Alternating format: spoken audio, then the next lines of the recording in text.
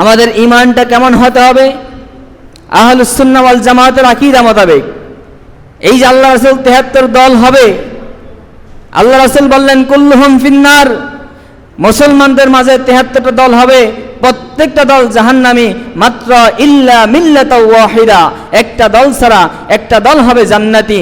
এবং অন্য একটা হাদিস আসছে, রাসূল পাক সাল্লাল্লাহু আলাইহি সাল্লাম সাহাবীদেরকে নিয়ে এভাবে একটি সরল রেখা টানছেন, এভাবে একটি সরল রেখা সোজা একটা টান দিয়েছেন, টান দিয়ে ডান পাশে ৬টা দাগ, বাম পাশে ৬টা দাগ, ১২টা দাগ দিয়েছেন, দিয়ে বলতেছেন, রে আমার সাহাবীরা, হাযা সিরাতি মুস্তাকিমা, এটা হলো সরল সঠিক পথ, এই পথে চলবা।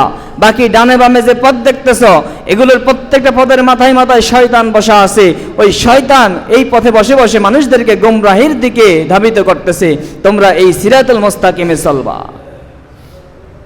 যে সিরাতুল মুস্তাকিমের কামনা আমরা করি প্রত্যেক নামাজে, ঠিক কিনা বলেন? ইহদিনাস সিরাতাল মুস্তাকিম, কি বলেন? আমরা পড়ি কিনা? আল্লাহর কাছে কামনা করে সিরাতুল মুস্তাকিম, কিন্তু আমরা দুনিয়ার চাকচিক্যের দিকে তাকিয়ে, দুনিয়ার চাকচিক্যের লোভে পড়ে আমরা সেই সিরাতুল মুস্তাকিম পথ ভুলে যাই। আমরা মনে করি আরে এটাই তো বড় ইসলাম, এত বড় দাড়ি টুপিওয়ালা, এত বড় সেলিব্রিটি, এত বড় ভাইরাল লোক, এত বড় আলেম, যার ভক্তের অভাব নাই। এজন্য আল্লাহ রাসূল বলে গেছেন সিরাতুল মুস্তাকিম এটা, ডানে বামে যা দেখতেছ সব কিন্তু শয়তানের পথ। ৭৩ দলের ৭২ দল জাহান্নামে, এক দল জান্নাতি। সেটা কোন দল?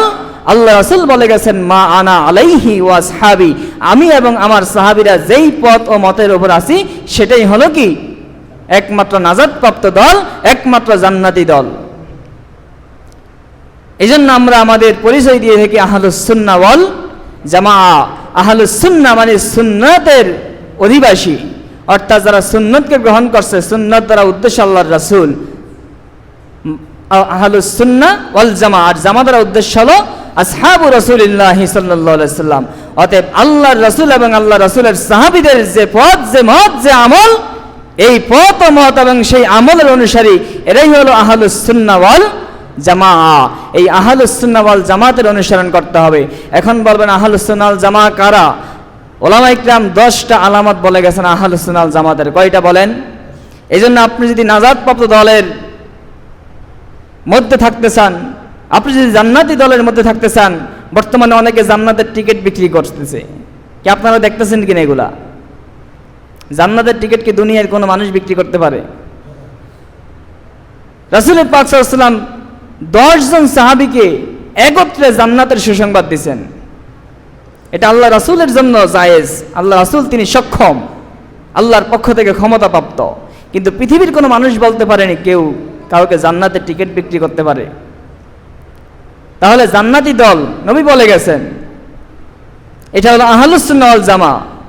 এখন আহলুস সুন্নাহ ওয়াল জামাআহ, একজন বলল ভাই আসেন আমার দলে, আপনি আসলে আপনি জান্নাতি, এটা সঠিক দল, আপনি সেই দলেই যাবেন গিয়া, না এটা আপনার জন্য উচিত না। আপনাকে দেখতে হবে আহলুস সুন্নাহ ওয়াল জামাত যেই দলকে আল্লাহ নবী জান্নাতি দল বলে গেছেন, সেই দলের যে কথা আল্লাহ নবী বলে গেছেন, যেই আলামত নবী বলে গেছেন, সেই আলামত তার মধ্যে আছে কি নাই।